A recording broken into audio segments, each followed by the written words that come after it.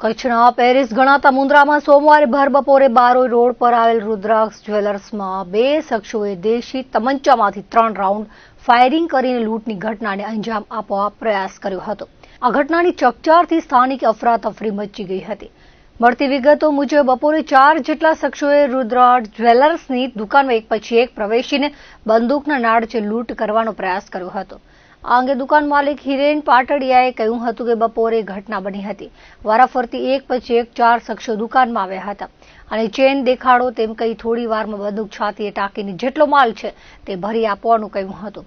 તે સમયે દુકાન માલિક અને તેમનો છોકરો 2 જ વ્યક્તિઓ હતા. દુકાન માલિકે માલ ભરવાની સાથે જ બંદૂક ટાંકેલા શખ્સનો પ્રતિકાર કરતા એ શખ્સે ભાગવા જતા દુકાનનો કાચ તૂટ્યો હતો અને દુકાન માલિકના છોકરાને થોડી ઈજાઓ થઈ હતી. આ ઘટના બનતા 4 શખ્સો નાસી છૂટ્યા હતા.